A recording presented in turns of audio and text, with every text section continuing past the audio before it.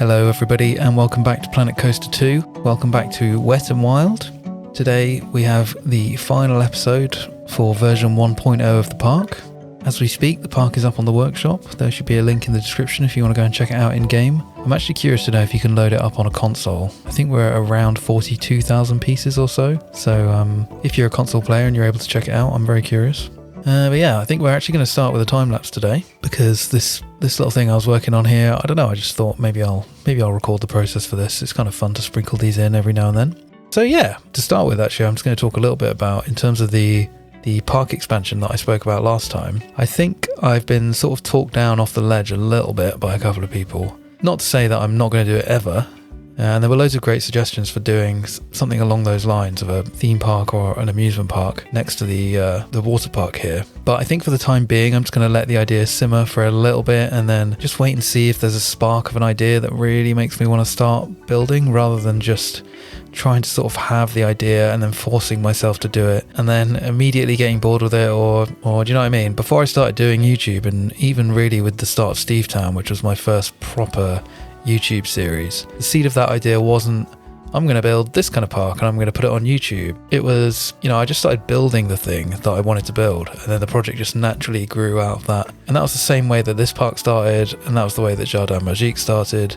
So yeah, I don't know, I don't want to get too into preconceiving big projects and then committing to them. I think I'd prefer to just sort of let ideas kind of float to the surface naturally and then pick them up and run with them if they're cool or fun or interesting, or I've got an idea for an entrance or a unique park feature, something that just really kind of like kickstarts the project. Because I don't know, yeah, I think if I try to just force it, then I'm gonna back myself into a corner. So yeah, not to say it's never going to happen, but for the time being, I think I'm just going to let that idea simmer a little bit. And as I said last time, I think I definitely like the idea of expanding the water park part of this, coming back to it and expanding it if we get more water park updates from Frontier. And somebody commented on the last video actually about the fact that there's no lazy river, and I replied saying, well, the sort of loose plan that I had for this park at the start never included a lazy river. There wasn't one in the reference parks that I was using. But maybe if the park expands in the future, a lazy river could be on the table. I don't know, yeah, like I said, we've just got to kind of wait and see what Frontier wants to do with the updates. Yeah, somebody else also commented about the fact that I did a video before Planet Coaster 2 came out, where I was talking about various ideas that I've had for potential projects for when the game came out, which again kind of goes counter to what I was just saying about how I generally seem to have more fun and more success with projects when I kind of follow my nose and just do whatever's inspiring me in the moment, rather than trying to sort of pre-plan entire projects. But I did say that I had this desire before the game came out to build this kind of like Stevetown sister park that's very much a kind of like Cedar Point style coaster bonanza concrete wonderland. And I definitely still want to do that, but again, I'm just sort of waiting until I have the seed of an idea for it that's really inspiring, rather than just starting that project and forcing myself to do it without really having a sort of solid idea to run with. I'm also sort of mindful that I started Jardin Magique and I'm loving that project, but the channel, kind of this YouTube channel, kind of grew its audience with a more kind of generic park style with Stevetown and then this Wet and Wild project. So I'm sort of aware that there's probably or possibly part of the audience that likes one type of project more than the other. And there's probably people who like both. And I'm sure there are indeed people who don't like anything that I'm doing. And obviously I don't want to let the YouTube-ness of it all kind of dictate what I'm doing too much. But at the same time, I still want to, I've got all these different ideas I want to pursue. But yeah, I think ultimately it's just about following your nose and doing the thing that's like most inspiring to you in the moment. And that will usually yield the kind of best results. Yeah, as easy as it is to just brush it off and say, I'm just doing YouTube for the passion, I just do it. I don't do it for the views. I'm just posting my projects.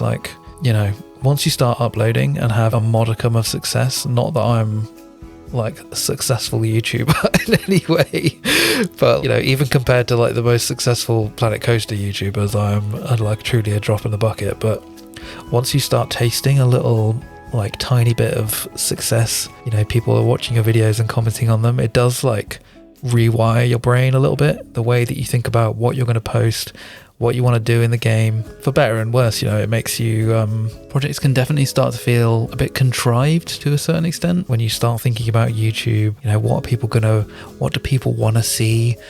What would be a cool project that people might want to see, that sort of thing. You don't really think about, when you're not thinking about YouTube and you're just sort of playing freely and not caring, it's like a totally different experience. So yeah, YouTube is kind of weird. It kind of messes with the way you play the game.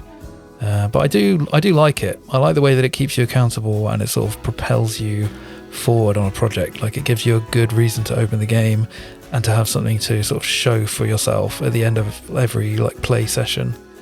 But obviously that is like pressure. You're introducing like pressure to what should be kind of a relaxing relaxing hobby time.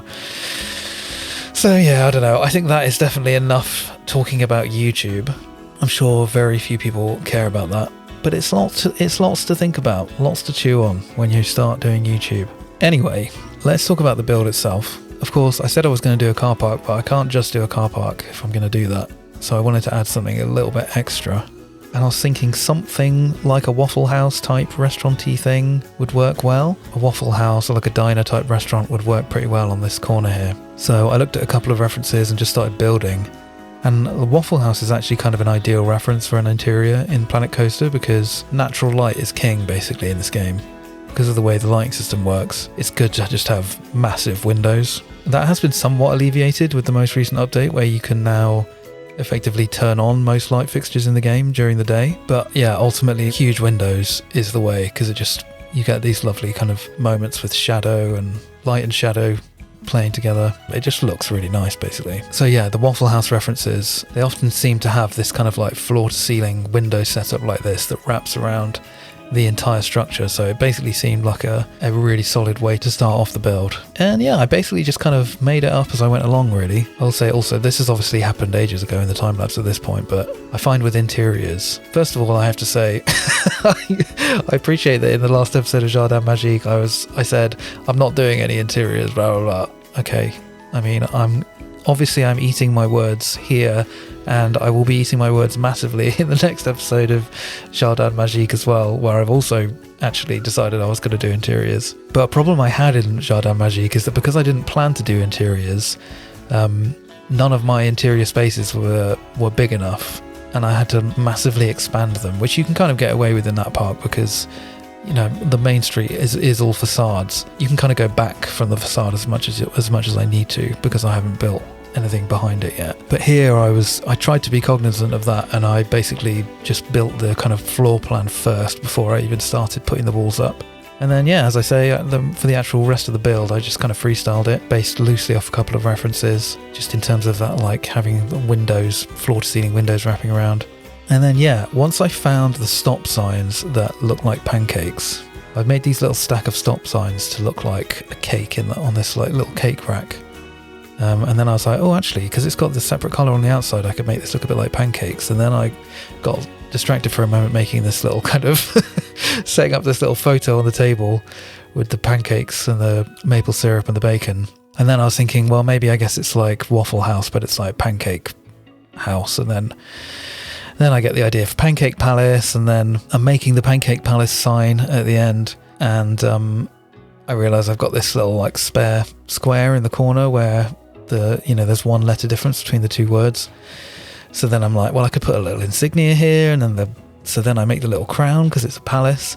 And then I realise I've got this nice little kind of crown thing happening in the corner that could totally work as the kind of shortened version of the logo.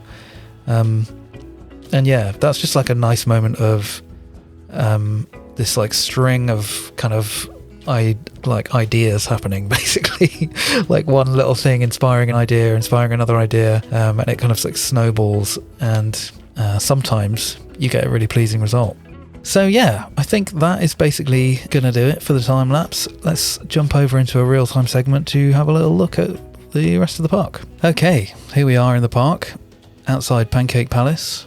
I guess we could start by just having a little look around in here in Tejid Cam, just so you can get the full effect straight off the bat. Definitely just absolutely stole the Waffle House menu, and I did replace the bit at the top with Pancake Palace, but obviously I didn't hear, and it still says Waffle House coffee.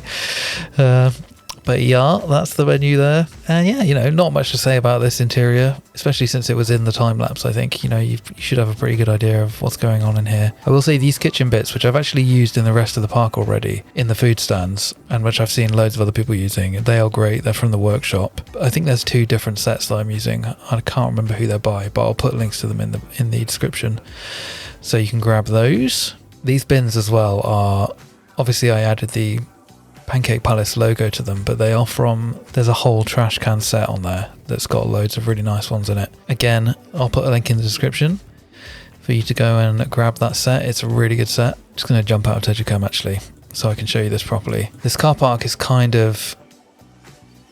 it's a bit weird. Basically, it's like, because I started building the park so close to the edge here, it's very difficult to put any kind of realistic kind of thing at the edge of the car park here. So it's nowhere near as detailed as Steve Town, but I think for version 1.0 of the park going on the workshop, it's absolutely fine. It works. It's fine. We're done type vibes. So yeah, I just built this really simple kind of bus station structure here to cover the gates and to go next to the buses. And then yeah, we're just sort of rather unseamlessly transitioning into the actual car park itself. After complaining that there weren't any good cars on the workshop, I got a comment last week from CKMCardesign, who rightly pointed out his cars are on there, which I hadn't found. I feel like the workshop search function is kind of rubbish. Sometimes you'll type in the thing and it just won't show you that thing. You have to type in a very specific combination of words to get the thing that you want to see to appear sometimes. I don't know. Anyway, yeah, these cars are really cool. I did also put in this little car that's just an in-game piece, which is pretty cute. I like it. And then over here we've got some Amish visitors at the park. Not much more to say about that really. And then other than that stuff, most of the rest of what I've been doing is just kind of loosely detailing the outskirts of the park here. I built a couple more of these kind of slidey gates for this entrance here, and then I built one on this entrance over here. I don't think that was there in the last episode. And then, as I mentioned last time as well, we've now got this path that kind of comes up here to this pump house and a shipping container, also from the workshop. It will also be in the description. Also need to give a shout out to .net, who pointed out on the Frontier Unlocked Discord server. I posted the video on there, and they pointed out that you can actually bury barriers in these pools, and it kind of works pretty well as a zone denial. As you can see, it is having a slightly adverse effect on this peep here, who is just kind of walking on the spot, and this one here, in fact. They do eventually get past, although I've never actually seen it let's see, she's managed to break free over here on the left. These two are still stuck in, in purgatory, but she's just managed to walk through the middle with no trouble. He's going through okay. Oh, he's changed his mind. Anyway, yeah, I put barriers in here to stop people just walking through these, and it is working. Maybe I need to adjust them slightly. I don't know. I think it's fine. We're done. It's fine. We're done. And then, yeah, around the outskirts here, again, I've just done some very loose kind of foliage landscaping work. Nothing too intensive. I did add in another pump house here, as I said that I might for this tower. And then, yeah, bit more kind of landscaping work here. I'm really enjoying this wild garlic plant, flowerless, as just a sort of general ground cover. I think it looks really nice. And yeah, I think that basically covers these last couple of little additions here to the park. I'm super chuffed with how this project's come out in the end. I actually really like having this kind of, wild forest, slightly forested area behind the park here has also kind of just made all the sightlines feel a little bit more real somehow, because it's all just sort of blocked off. Yeah, it's looking really nice. I'm really chuffed with it. Yeah. So yeah, I think that's basically going to do it for Wet n Wild version 1.0. Thank you so much for joining me on this little journey to make this park. Jardin Magique will be continuing. We got loads of stuff cooking up over in that park. And as I said in the time lapse earlier, I'm sort of, I'm percolating on lots of ideas. I think I do want to do kind of like some sort of generic series alongside Jardin Magique, just to kind of keep one thing that's doing the kind of classic generic vibe, which I love, and then one thing that's doing the kind of like heavily themed vibe, which I also love. Yeah, so we'll see. As I was saying, I haven't kind of like locked in on one idea that's really kind of inspiring me at the moment. So yeah, watch this space.